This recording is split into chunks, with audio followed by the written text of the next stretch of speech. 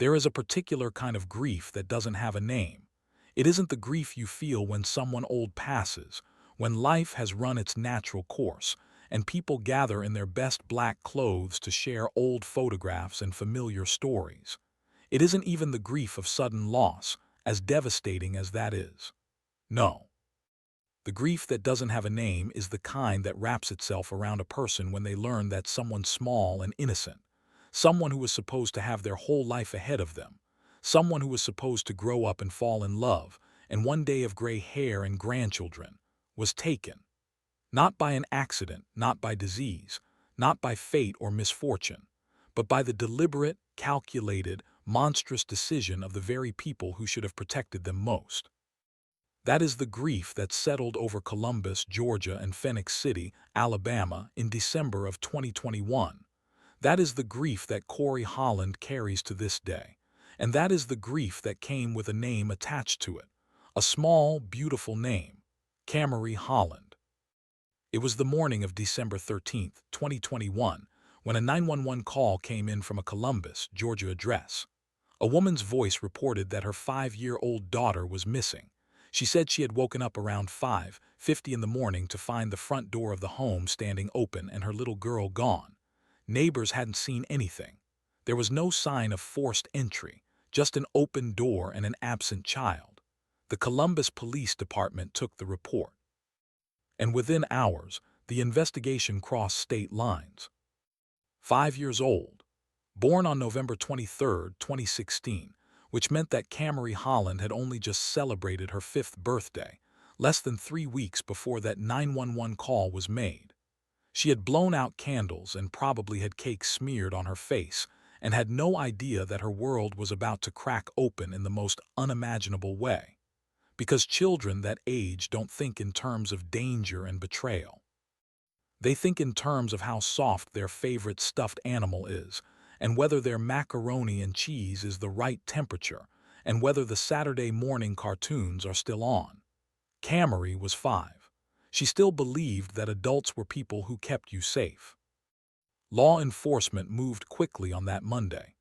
Russell County Sheriff Heath Taylor and his deputies became involved rapidly, as Phenix City sits directly across the Chattahoochee River from Columbus, and investigators were already zeroing in on a former address just inside Alabama.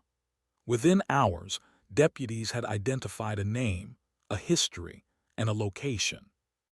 And when they arrived at that abandoned house in Phenix City, Alabama, the vacant building that had once been lived in by a 37-year-old man named Tremaine Williams, they found what no law enforcement officer ever wants to find.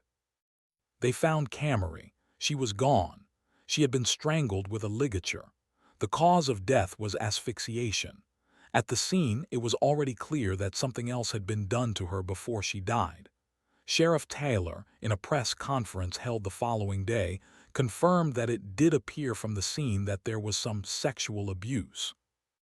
Those words, measured and restrained in the way that law enforcement sometimes has to be, did not come close to capturing the full horror of what had been done to a 5-year-old child inside that building.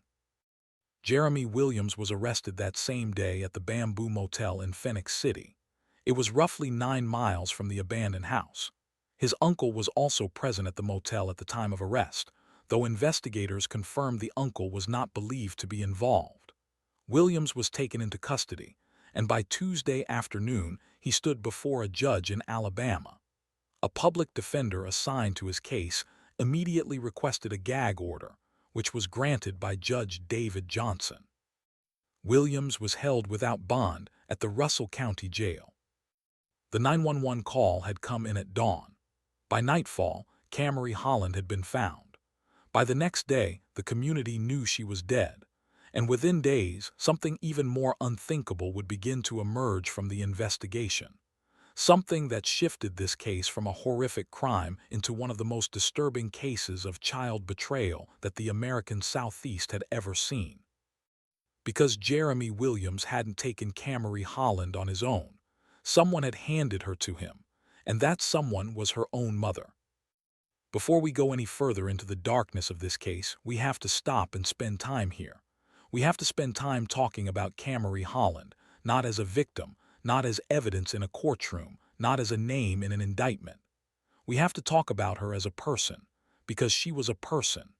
She was a fully formed, vibrant, alive little human being who deserved the world and who deserved to grow into it.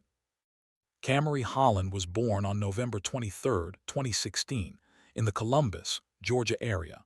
From everything that has come to light about her through the accounts of her father, her family, and those who knew her, she was everything that you would want a 5-year-old to be. She was energetic. She was bright-eyed and curious in the way that children that age are, where everything is still a wonder to them, where the world hasn't yet narrowed into something predictable and routine. Her first cousin, speaking after Williams' trial, told the court that he had never met a child who smiled as much as Kamarie Holland.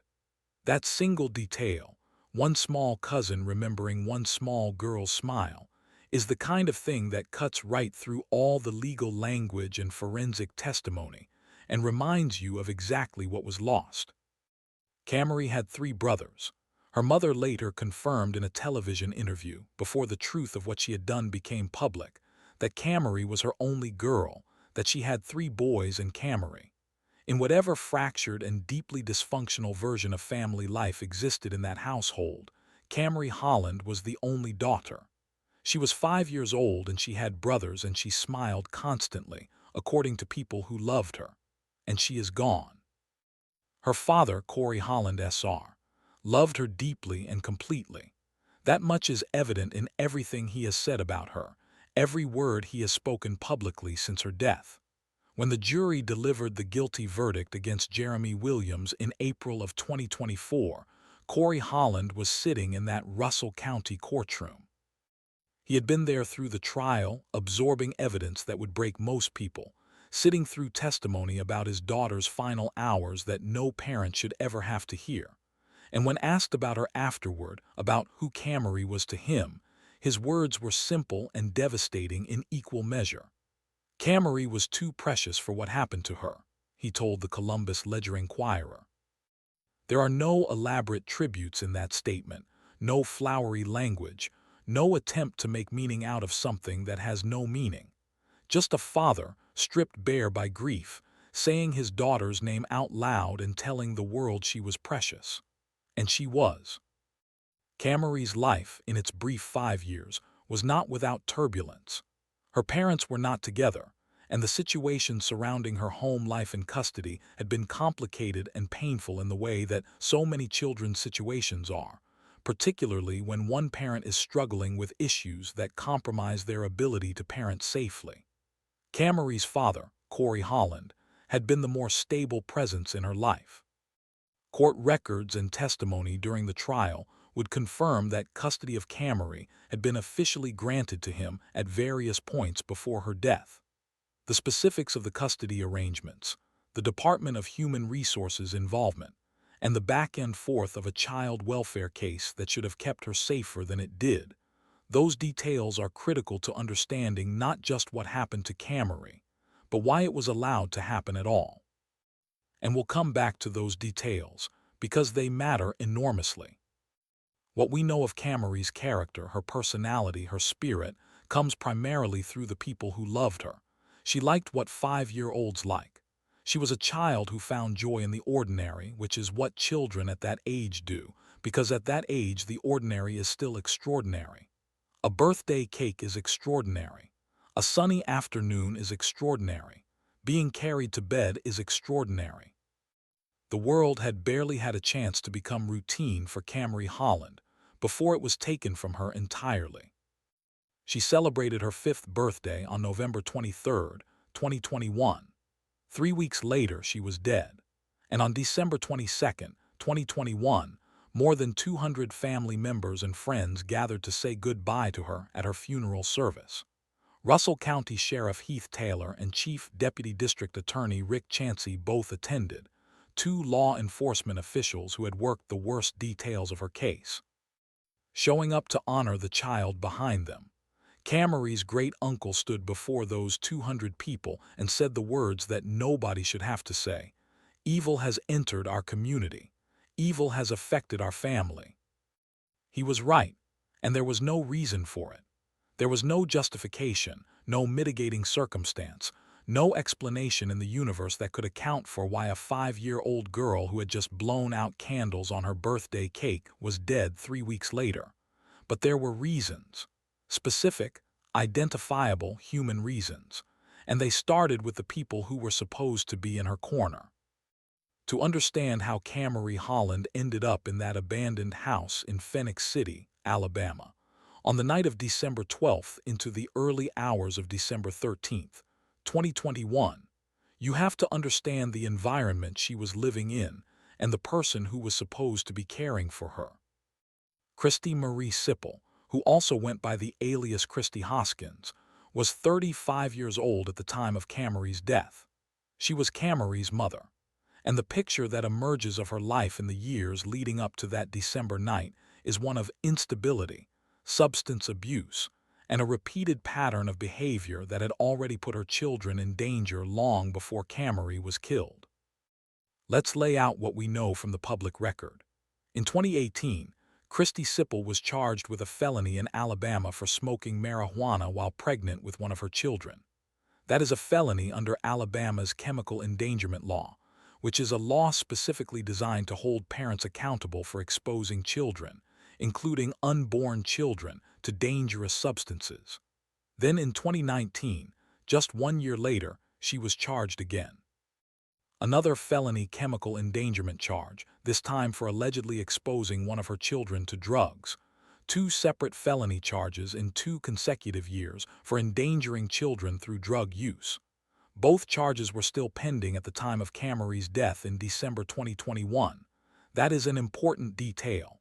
Pending, unresolved, active in the legal system, and yet Siple still had access to her children. The Alabama Department of Human Resources, the state agency responsible for child welfare and safety, had received reports about Siple's drug abuse and its impact on her children. A DHR worker testified during Williams' trial that the agency had indeed received these reports and had been involved in the family's case. Testimony confirmed that custody of Kamarie had been officially granted to Kamarie's father, Kamarie Holland. However, investigators also learned that after this custody arrangement was established, Holland had been allowing Siple to maintain contact with the children in violation of the court arrangement, which prompted DHR to temporarily place the children back into their care before returning them to Holland. This created a window of administrative and legal instability, and based on what we know of how these situations unfold, that kind of back and forth in custody arrangements can create gaps in accountability that are difficult to close quickly. What we know is that Siple had a relationship with Tremaine Williams. Sheriff Taylor confirmed this publicly in the days following Kamarie's murder, stating that Siple and Williams had known each other before the killing. Williams had previously lived in the very house where Kamarie's body was found, the abandoned building in Phenix City that had since been vacated. Siple was in a sexual relationship with Williams. At some point, Williams made a request to Siple that should have ended any relationship, should have triggered every maternal instinct a person is supposed to have. Williams asked Siple to allow him to have sex with her 5-year-old daughter, and Kristy Siple said yes. According to court records and the charges to which she later pleaded guilty, Siple agreed to allow Williams to commit acts of SA against Kamarie in exchange for payment. Court records state Siple sold Holland to Williams for $2,500. It is worth noting that some accounts, including the Wikipedia entry on the case which cites specific court proceedings, suggest the final agreed amount may have been lower after negotiation, and that the payment may never have actually been made. Regardless of the final figure or whether money ever changed hands, the legal and factual core of what happened is unambiguous. Siple entered into an agreement to traffic her own daughter for money. She later pleaded guilty to first-degree human trafficking. The court's record of that plea is the record that matters. $2,500. Whether or not Williams ultimately paid, That is what Siple believed her daughter was worth when she entered that negotiation. That is the number she put on Kamarie's safety. And in April of 2024, she faced the full legal consequences of that calculation. Tremaine Williams did not come out of nowhere. Predators rarely do. When Russell County Sheriff Heath Taylor stood at that press conference in December of 2021 and described Williams as someone with a long history of being accused of abusing children, he was not exaggerating for effect. Williams had a documented, multi-state, multi-decade pattern of violence against children that predated Kamarie Holland's death by at least 16 years. Let's go back to the beginning of what we know about Tremaine Williams. In January of 2005, Tremaine Williams was living in North Pole, Alaska, a small city located just outside of Fairbanks. He was living there with a woman who was on active duty with the United States Air Force, stationed at a nearby base. The two had a child together, an infant daughter named Nadia Phenix Williams. Nadia was 1 month old. She had barely been in the world long enough to do anything more than sleep and breathe and exist. And then she died. Investigators with the North Pole Police Department examined the case. They found blunt force injuries. Despite this, the department ultimately ruled the manner of death as undetermined, citing insufficient evidence to proceed with charges, particularly after Williams refused to attend polygraph tests or cooperate with police interviews. Based on how these early-stage investigations typically unfold when a primary suspect refuses to engage, the decision to classify the death as undetermined rather than homicide was almost certainly a procedural response to the limits of the available evidence, not a conclusion that Williams was innocent. The case went cold. It sat in filing cabinets for 16 years. Nadia Phenix Williams became one of those cases that quietly follows investigators home long after the paperwork is filed. Then in 2021, everything changed. When Williams was arrested in Alabama for Kamarie Holland's murder, Alaska authorities reopened the investigation into Nadia's death immediately. The chief of the North Pole Police Department confirmed to news outlet WRBL that Williams was the primary suspect in the 2005 death and that the investigation was being actively pursued. In December of 2022, more than a year after Kamarie's murder, a Fairbanks grand jury formally indicted Tremaine Williams on second-degree murder charges for the killing of his own infant daughter, 17 years after Nadia died. And through reporting by WRBL, it was confirmed that Williams admitted to killing Nadia. He said she had been crying. He admitted that was why she died. A 1-month-old baby, crying the way 1-month-old babies cry, and her own father killed her for it. Think about that for a moment, and then think about the 16 years that passed between that admission and a grand jury indictment. In 2009, in Russell County, Alabama, Tremaine Williams faced multiple charges related to child abuse.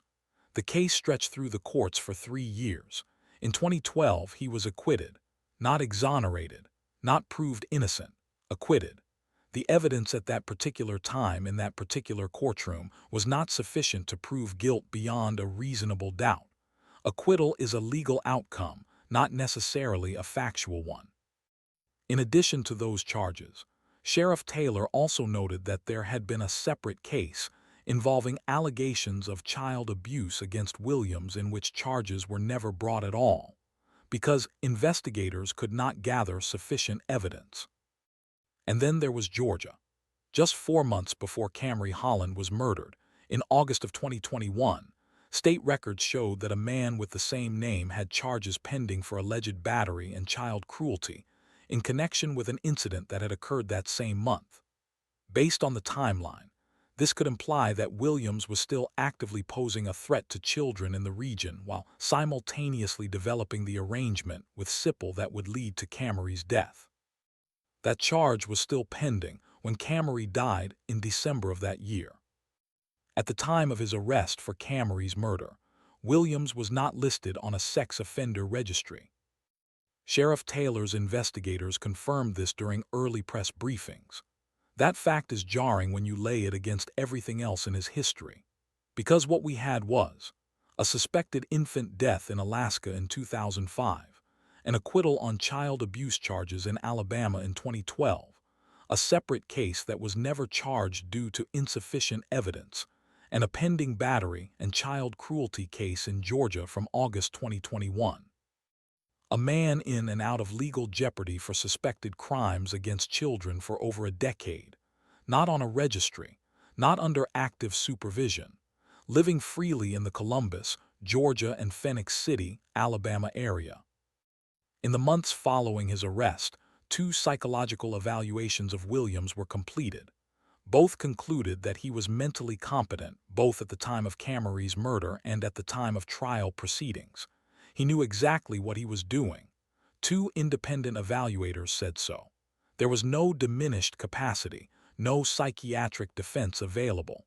His choices were entirely his own. There is a pattern with offenders like Tremaine Williams. It is not a unique pattern. In case after case across the country, when you dig into the histories of people who commit the most extreme acts of violence against children, you find earlier incidents, earlier suspicions, earlier cases that didn't result in convictions or charges. The burden of proof exists for essential reasons.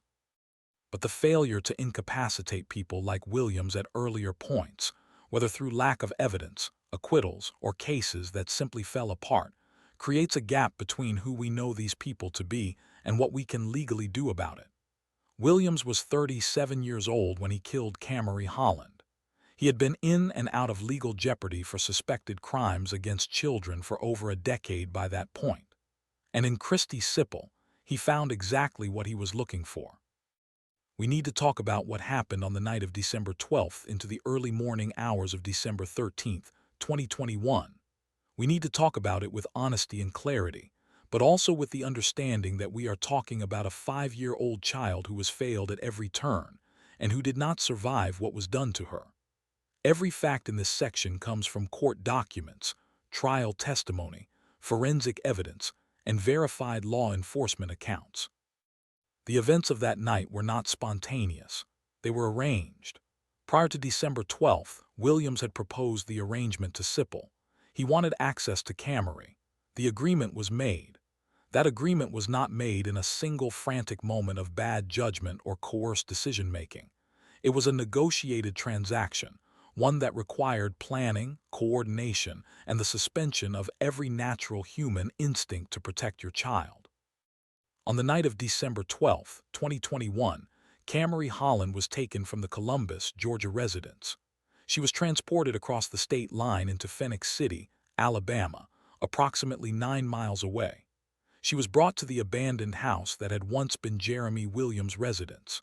It was a vacant building that held nothing except the remnants of a life Williams had moved on from, and now, on this particular night, it held the worst thing imaginable. Inside that house, Williams raped Kamarie. He engaged in sodomy and oral sex. He committed these acts against a 5-year-old child, and he personally filmed every act on his cell phone. He also forced Kamarie to consume methamphetamine. This detail, confirmed through toxicological analysis and presented in court testimony by forensic pathologist Dr. David Radzewski, means that Williams didn't just commit SA against this child. He deliberately drugged her first. A 5-year-old girl, with methamphetamine forced into her body, in an abandoned house. The specific reason why Williams chose to drug her is something investigators understood from the full picture of his behavior, and most would agree it was about ensuring she could not effectively resist or communicate what was being done to her. After the SA and the filming, Tremaine Williams strangled Kamarie Holland to death with a ligature, a 5-year-old girl who had celebrated her birthday 3 weeks earlier, killed with a ligature in an abandoned house, having been sold to her killer by the person who was supposed to protect her more than anyone else on earth. Then, even after she was gone, Williams continued. Court documents and the charge of abuse of a corpse, which was among the charges to which Williams pleaded guilty, confirmed that he committed further sexual acts on Kamarie's body after her death. He filmed those acts as well. The 1819 news report, citing court documents, confirms that Williams recorded himself rapping and sodomizing Kamarie after her demise. Every act was documented by his own hand, on his own device. At some point in the early hours of December 13th, Williams left. He went to the Bamboo Motel in Phenix City, where he was eventually found and arrested. Kamarie remained in the abandoned house, alone, in the dark, gone. And back in Columbus, Georgia, at approximately 5:50 in the morning on December 13th, Kristy Siple called 911 and reported her daughter missing. The 911 call from Kristy Siple came in at approximately 5:50 in the morning on December 13th, 2021. She told dispatchers that she had woken up to find her front door standing open and her 5-year-old daughter nowhere to be found. She said she had last seen Kamarie before she went asleep the previous night. It was, as details go, a thin story. Not impossible, but thin. Children don't typically let themselves out of houses in the dark hours of a winter morning at 5 years old without any external catalyst. The story required you to accept that a sleeping child had simply woken up, opened a door, and walked out into the darkness alone for no particular reason. The Columbus Police Department took the report and began processing it. Russell County, Alabama authorities became involved quickly, given that Phenix City sits directly across the state line, sharing a metropolitan area with Columbus in what locals call the Chattahoochee Valley. Sheriff Heath Taylor and his deputies were engaged early. As investigators gathered information and began pulling on available threads, they quickly identified Jeremy Williams as a person of interest. Williams had a prior relationship with Siple, and investigators learned about a previous address connected to him in Phenix City, the vacant house that had once been his residence. When deputies went to that address, they made the discovery that law enforcement officers carry with them for the rest of their careers. Kamarie Holland's body was found inside the abandoned house on the night of December 13th, hours after Siple had made the 911 call. She had died from asphyxiation by ligature strangulation. Evidence at the scene indicated she had been sexually abused. Within hours of the discovery, law enforcement had located Williams at the Bamboo Motel, roughly 9 miles from the crime scene. He was taken into custody and charged with capital murder. By Tuesday afternoon, just 1 day after the 911 call, he was standing before Judge David Johnson in a Russell County courtroom. A public defender entered the case and immediately secured a gag order, restricting what those directly connected to the case could say publicly. But Sheriff Taylor did speak, briefly and carefully, in the press conference held before the gag order was fully in effect. He confirmed that Kamarie was dead. He confirmed she had been found in the abandoned house. He confirmed the cause of death appeared to be asphyxiation and that the scene indicated sexual abuse. He confirmed Williams was in custody. And he made something very clear to the press assembled in that briefing room. I definitely think the motive was a sexual encounter, and the suspect had been eyed in at least 3 other cases with child victims. That statement from the county sheriff, delivered a day after a 5-year-old was found murdered, was not a throwaway line.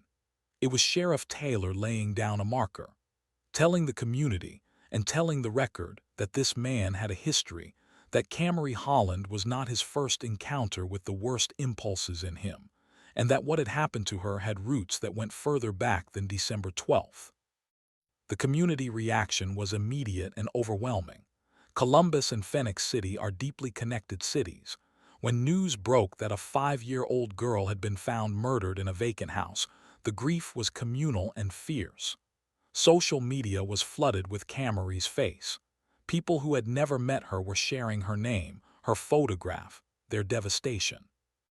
And while that grief was still raw and immediate, investigators were already pulling at the threads of Kristy Siple's story, and finding that those threads unraveled very quickly under any direct examination. For approximately 2 weeks after Kamarie Holland's body was found, Kristy Siple existed in public as a grieving mother. She had made the 911 call. She had reported her daughter missing. And then, before her own arrest, she did something that would come back to define her in the eyes of everyone who followed this case. She gave a television interview. Speaking with WTVM with cameras rolling and the raw emotion of someone who has lost their child, Siple looked directly into the lens and said, "I'm a mommy. I did not have nothing to do with this. She was my life. I lived for her daily. She was my only girl. I have 3 boys in her." She was tearful. She was articulate about her grief. She performed the role of the devastated, bewildered mother entirely convincingly, at least on the surface. She was doing this while already knowing exactly what had happened to Kamarie. She knew because she had agreed to it. She knew because she had made the arrangement. She knew where Kamarie had been taken and by whom, because she was the one who sent her. Behind the scenes, investigators were not working with the surface. They were working with evidence, with records, with the financial trail, with the emerging picture of the Williams-Siple relationship, and with the details of Kamarie's final hours that simply did not fit the story of a child who had wandered out into the night on her own. On December 28, 2021, exactly 2 weeks and a day after Kamarie's body was found, Kristy Marie Siple was arrested in Columbus, Georgia on charges filed in Alabama. She was charged with 3 counts of felony murder during a kidnapping, felony murder during rape, and felony murder during sodomy, as well as sex trafficking. She waived extradition to Alabama and was transported to Russell County. She appeared before Russell County District Court Judge Walter Gray, who ordered her held without bond. The following day, December 29th, those formal charges were confirmed and entered into the record. In March of 2022, a Russell County grand jury formally indicted both Williams and Siple for their respective roles. Siple's indictment included 3 counts of felony murder and 2 counts of sex trafficking. The charges were unambiguous about what prosecutors believed she had done and why. The reaction to Siple's arrest was seismic, because this was not a stranger who had broken into a house and taken a child. This was the mother. This was the person who, by biological and legal definition, was supposed to be Kamarie's first and most absolute protector. The grief the community had been holding transformed into something closer to fury. Kamarie Holland's reaction in the months after Siple's arrest was restrained in the way that people are sometimes restrained when the grief is so enormous that going further would mean unraveling entirely. But in April 2022, 4 months after Kamarie's death, Holland addressed both Siple and Williams directly in public statements. He said that Siple had failed to protect her daughter. He said she had breached the trust of all who had trusted her with her maternal duties. He said neither Siple nor Williams deserved to live for what they had done to his daughter. These were not the words of a man who had found a way to make peace with any part of this. They were the words of a father sitting in the middle of an open wound that has no closing. As the months passed and the legal proceedings developed, the picture of what had happened and what investigators had gathered became increasingly clear. The evidence in the Kamarie Holland case was, by the standards of capital murder investigations, extraordinarily robust. Williams had filmed himself. That single fact, as horrifying as it is to sit with, meant that investigators had direct, irrefutable documentation of every act committed inside that abandoned house. His cell phone footage was recovered, analyzed, and preserved. It depicted the essay and rape of Kamarie Holland. It depicted the acts committed on her body after her death. It showed all of it, in real time, in the perpetrator's own hand. And in a profoundly disturbing way, his decision to document his own crimes with his own device made the evidentiary case against him nearly unassailable. There was no room for doubt. He had provided the proof himself. Body camera footage from the officers who initially discovered Kamarie's body at the scene was also part of the evidence package. That footage was presented to the jury during the April 2024 trial, and its impact on those present was visceral and visible. The forensic evidence was equally comprehensive. The autopsy conducted by Dr. David Radzewski established the cause and manner of death with medical certainty: asphyxia due to ligature strangulation, manner of death homicide. Dr. Radzewski testified to the trauma consistent with SA. And the toxicological report confirmed what the trial evidence had already established. Methamphetamine and amphetamine were present in Kamarie's blood at the time of her death, consistent with Williams having forced her to consume the drugs, as the full body of evidence in the case demonstrated. The charges against Williams reflected the full scope of what he had done. 4 counts of capital murder of a child less than 14 years old, capital murder in the course of first-degree rape, capital murder in the course of first-degree kidnapping, capital murder in the course of first-degree sodomy. Additionally, 1 count each of sodomy, sexual abuse of a child less than 12, production of obscene material involving a child, human trafficking, conspiracy to commit human trafficking, and abuse of a corpse. The Alaska dimension of the case also took a significant step forward. After Williams' arrest in December 2021, North Pole and Fairbanks authorities reopened the investigation into the 2005 death of Nadia Trennis Williams. In December 2022, a Fairbanks grand jury formally indicted Williams on second-degree murder charges in connection with Nadia's death. WRBL reporting confirmed that Williams had admitted to killing her because she was crying. That indictment, handed down in Alaska more than a year after Kamarie's murder, represented a formal legal acknowledgement of what many had suspected for 17 years, that Nadia Trennis Williams was not the victim of an undetermined infant death. She was murdered by her father. Investigators from Russell County even traveled to Alaska in July 2022 to assist Alaska authorities in their renewed investigation. 2 separate states, 2 separate cases, 1 man at the center of both of them. In October of 2022, Williams was arraigned again in Russell County on additional charges. Fresh indictments included rape, sodomy, and sexual abuse of a child under the age of 6, stemming from a separate sexual assault case involving yet another child. The timeline and details of that case were not fully disclosed in public documents, but the arraignment confirmed what law enforcement had been indicating since December 2021. Jeremy Williams had multiple child victims across multiple years. 2 psychological evaluations had been completed, both concluding Williams was mentally competent. And by the time the case moved toward trial in early 2024, Williams made a decision. He wanted, as he would later put it to the judge, to expedite the process. And he had told those around him that he wanted to get right with God before he faced whatever came next. On March 13, 2024, Jeremy Williams pleaded guilty to multiple counts of capital murder, rape, human trafficking, obstruction of a corpse, and recording acts of rape and sodomy. He entered those pleas in open court. He admitted to everything. But under Alabama law, even a guilty plea in a capital case does not resolve the question of punishment. The death penalty can only be imposed by a jury. And so, despite having already confessed, Jeremy Williams was going to trial. The capital murder trial of Jeremy Tremaine Williams began in Russell County, Alabama in April of 2024, more than 2 years after Kamarie Holland's death.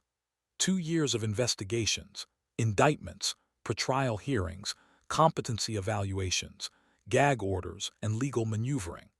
2 years of Corey Holland waking up every morning without his daughter. 2 years of a community carrying the weight of what had happened inside that abandoned house. Jury selection began on April 8th. The trial itself got underway in the days that followed, with Judge David Johnson presiding and Chief Deputy District Attorney Rick Chansey leading the prosecution. The procedural posture of the case was unusual. Williams had already pleaded guilty. Those guilty pleas, including a certified copy of his written admission, were presented as evidence to the jury. The jury was being asked to hear the full evidence and determine the appropriate punishment. On the opening day of testimony, the jury was presented with the cell phone footage that Williams himself had recorded inside that abandoned house, footage documenting every act committed against Kamarie Holland, living and dead. The courtroom's response to that footage was visible. Jurors began to cry. Multiple accounts from those present described the atmosphere in that courtroom as something that could not be fully captured in words. Kamarie Holland had made the decision before the trial began that he would not be present for the showing of that footage. He had already heard the testimony. He had already absorbed the words. He drew a line at the images. "I couldn't see none of that type of stuff," he said, and nobody asked him to explain that further. Chief Deputy D.A. Chansey would later reflect on that footage and what it meant to have built a case around it. He had never met Kamarie Holland while she was alive. He had come to know her entirely through the worst thing that had ever happened to her. He said it quietly, and with the kind of weight that comes from having seen something that genuinely cannot be unseen. Forensic pathologist Dr. David Radzewski testified about the autopsy findings. Asphyxia due to ligature strangulation, homicide, confirmed SA, and the presence of methamphetamine and amphetamine in Kamarie's blood, consistent with Williams having forced the substance on her. A DHR caseworker testified about the agency's involvement with the family, confirming that custody of Kamarie had been granted to Kamarie Holland, that prior concerns about Siple's drug abuse had been documented, and that the DHR had been an active presence in the family's case. After 3 days of proceedings on April 12, 2024, the jury returned their verdict. Guilty. Guilty on all 4 counts of capital murder.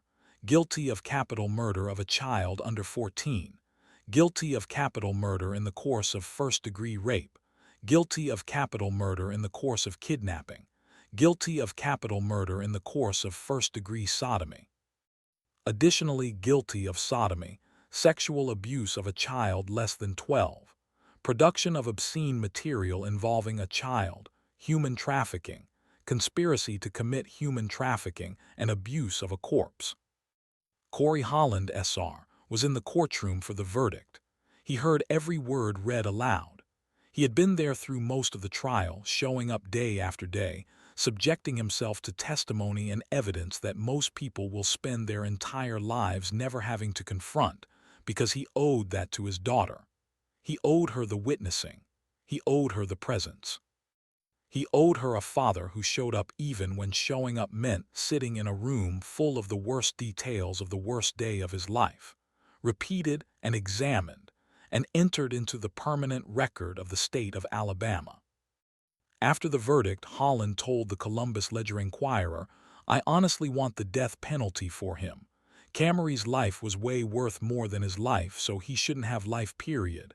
His life compares nothing to Kamarie's." 3 sentences. Said quietly. Said absolutely.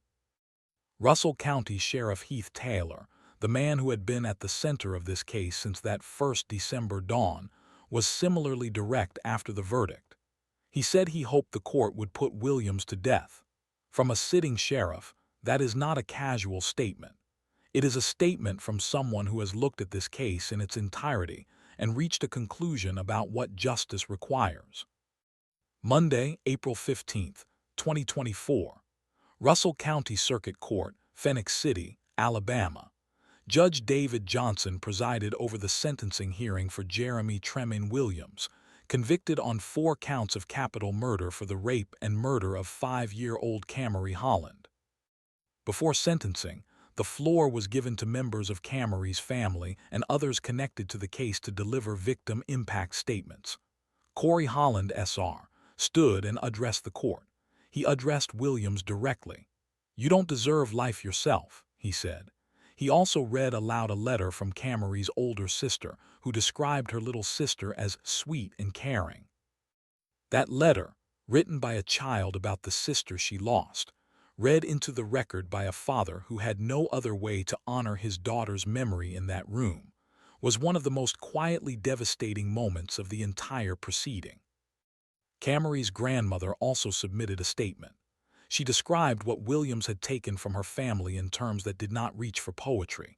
She said Kamarie would never have a prom, would never have a graduation, would never have a wedding, and she called Jeremy Williams what she believed he was, an immature, demonic, selfish, godless person. Every word in that list deliberate and earned and accurate by the evidence. Kamarie's first cousin addressed the court and said he had never met a child who smiled as much as Kamarie Holland. He reprimanded Williams directly for what he had done. And then Williams' own ex-wife took the stand. She spoke about the pattern of pain and suffering that Williams had caused throughout his life. She confirmed the killing of Nadia, their 1-month-old daughter, and she condemned her ex-husband in the same courtroom where he sat convicted of killing another family's child. Her presence, her willingness to stand in that room and speak, was a profound act of testimony that connected the two murders, the 2005 infant death in Alaska and the 2021 murder of Kamarie Holland, across 2 decades in a single statement. A 23-year-old woman also came forward to give a statement. She told the court that Jeremy Williams had sexually abused her when she was 4 years old. She called him a monster. She was not alone in what he had done to her, she told the court. He had simply never faced the full accounting for it until now. Judge Johnson sentenced Jeremy Tremaine Williams to death, 4 times, 1 death sentence for each count of capital murder, death for the murder of a child under 14, death for capital murder in the course of first-degree rape, death for capital murder in the course of kidnapping, death for capital murder in the course of first-degree sodomy. In addition to the death sentences, Williams received life in prison for the production of obscene material involving a child, life in prison for human trafficking, 20 years for conspiracy to commit human trafficking, 10 years for abuse of a corpse. Williams was subsequently transferred to Home and Correctional Facility, where he was added to Alabama's death row as the 166th inmate at the time of his placement.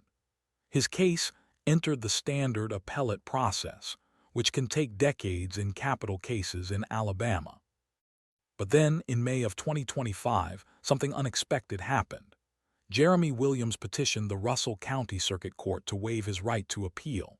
He asked to be executed as soon as possible. A hearing was scheduled for May 23, 2025, to determine whether Williams was mentally competent to make that decision.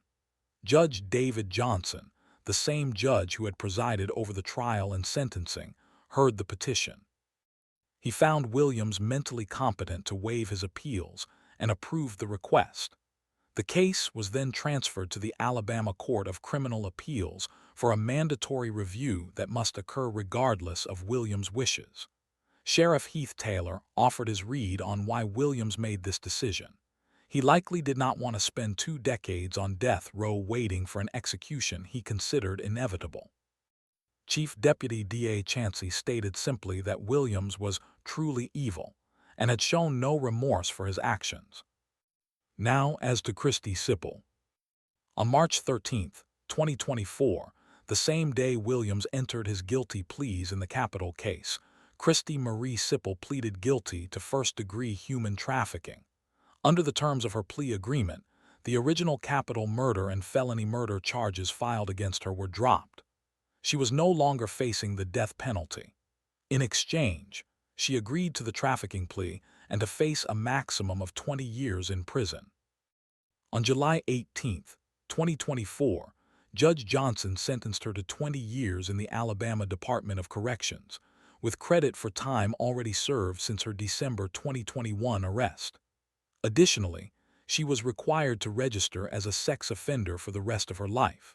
She was ordered to pay court costs, a $10,000 fine, and a $100 payment to the Alabama Crime Victims Compensation Commission. Payment of those financial obligations was established as a condition of eligibility for any future parole consideration. 20 years for knowingly selling her 5-year-old daughter, for entering a negotiation over her child's body, for making the 911 call the next morning while already knowing exactly what had happened inside that abandoned house, and performing the role of a confused, heartbroken mother to a television news camera days later. Many people who followed this case closely had strong feelings about that outcome. The capital murder charges that had been filed against Siple, the ones that could have resulted in a death sentence, were dropped as part of the plea negotiation. Whether that trade, her cooperation and guilty plea in exchange for the removal of the most serious charges, constitutes justice in proportion to what she did is a question that the legal system answered one way, and the public answered quite differently. For Kamarie Holland, for Kamarie's grandmother, for the community that loved this little girl, no arithmetic of legal outcomes could be made to feel adequate. The law did what it could do with what it had. Whether it was enough is a harder question with no clean answer. One of the most painful dimensions of Kamarie Holland's death, beyond the immediate horror of what was done to her, is the persistent and unavoidable question of whether it could have been prevented. Not in a blaming sense, not in the lazy way that people sometimes try to distribute responsibility for a crime to everyone except the people who committed it, but in the specific, documented, institutional sense. Were there points in Kamarie's life where the systems that exist to protect children had the information, the authority, and the opportunity to intervene more decisively? The answer, when you lay out the documented facts, appears to be yes.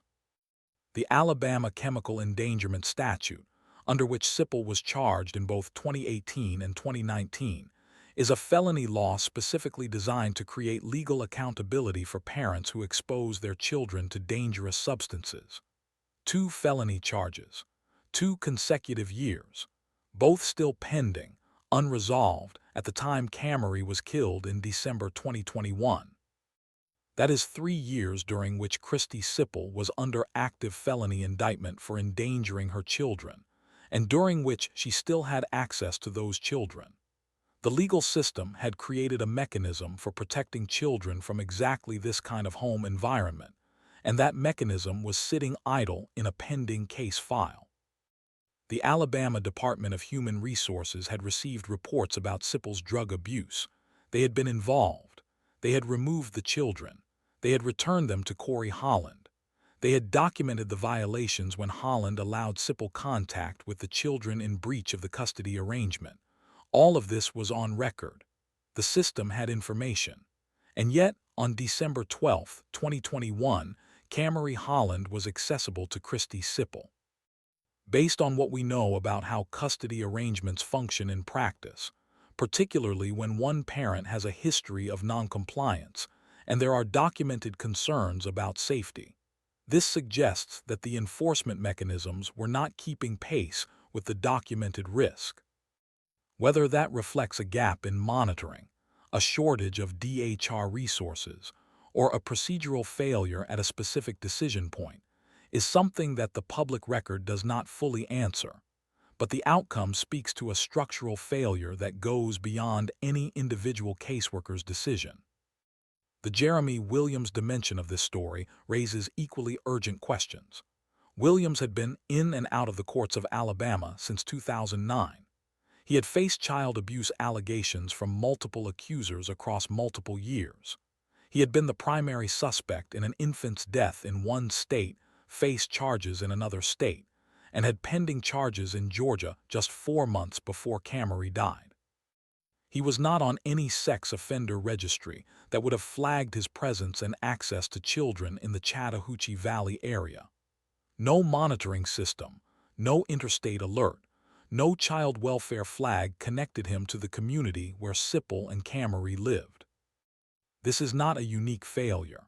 Across the United States, state child welfare and criminal justice systems are chronically under-resourced and administratively siloed.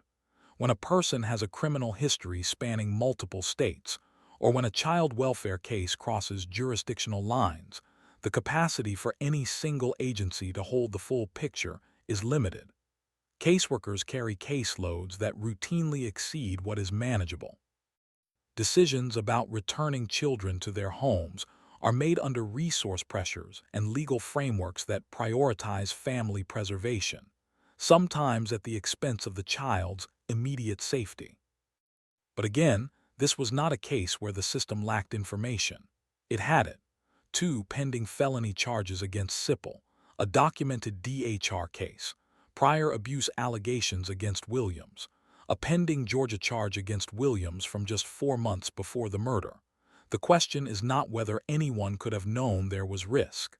The question is whether anyone with the authority and the tools to act on that knowledge acted decisively enough. And Kamarie Holland paid the price for the answer.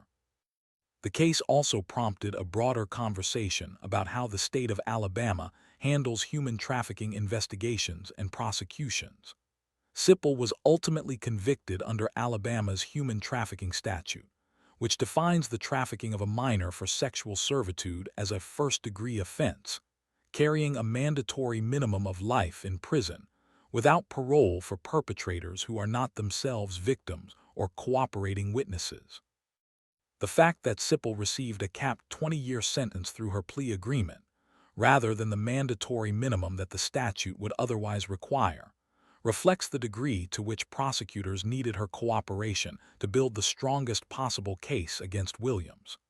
This could imply that the decision to offer the plea was less about what Siple deserved and more about what the prosecution needed to ensure Williams received the death penalty. District attorneys routinely make these calculations in capital cases, and the Russell County DA's office made the same calculation here.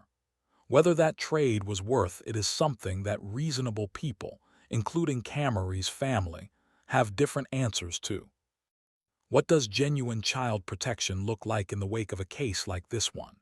It looks like pending felony child endangerment charges being prosecuted to their fullest extent before more harm is done.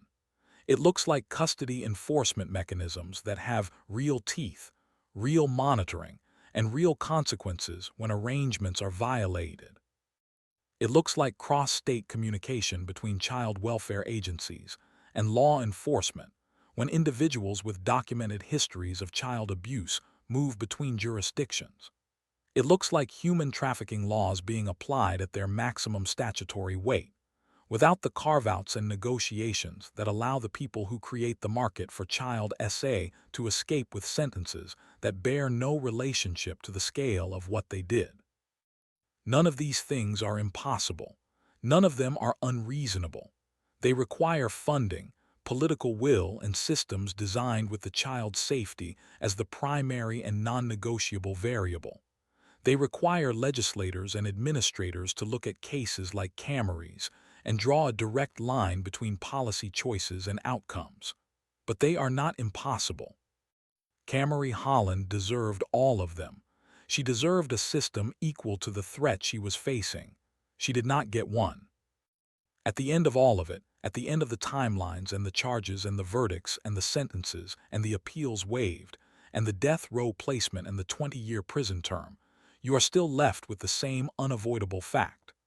A 5-year-old girl named Kamarie Holland was born on November 23, 2016, and was dead on December 13, 2021. She had 5 years and 20 days on this earth. In that time, she had a father who loved her, a grandmother who mourned her, a cousin who remembered her smile, an older sister who described her as sweet and caring, and 3 brothers who lost their only sister. She did not die in an accident. She did not die from illness. She was sold by her mother to a man who had spent the better part of 2 decades hurting children, and she was murdered inside an abandoned house less than 10 miles from her home, on a night that was arranged and agreed upon by the 2 adults who should have been her greatest protectors. Jeremy Tremaine Williams is on Alabama's death row at Holman Correctional Facility. He holds 4 death sentences. As of May 2025, he has petitioned to waive his right to appeal and to be executed. Judge Johnson found him competent to make that decision. The Alabama Court of Criminal Appeals is conducting its mandatory review. Whether Williams is ultimately executed on the timeline he has requested, or whether the legal review process extends beyond his wishes, the legal conclusion of his story is settled. A court of law, a jury of his peers, and a judge who heard every word of every piece of evidence decided that Tremaine Williams should die for what he did to Kamarie Holland. Kristy Siple is serving 20 years in the Alabama Department of Corrections. She is a registered sex offender. The most serious charges were dropped as part of her cooperation. The law did what it could do within the constraints of what the prosecution needed and what the statute allowed. Whether that is justice adequate to the act of selling your own daughter is not a question the legal system will revisit.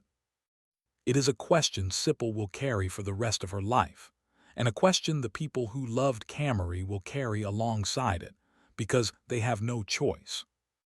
What we owe Kamarie Holland is, first and above everything else, to say her name. Not as a hashtag, not as a statistic, not as a data point in a conversation about child trafficking or child welfare system failures, though she is evidence of all of those things. Her name is Kamarie Holland.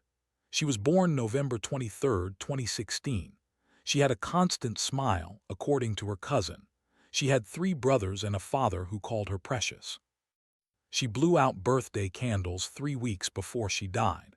She was someone's everything, and she deserved to be treated like it by everyone who ever had responsibility over her life.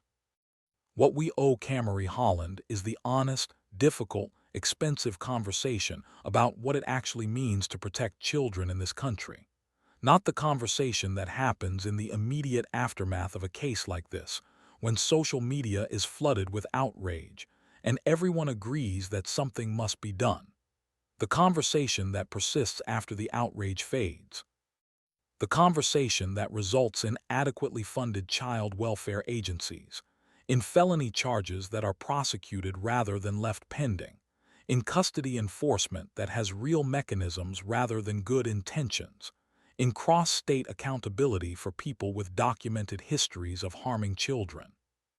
What we owe Kamarie Holland is the truth, kept clear and unvarnished.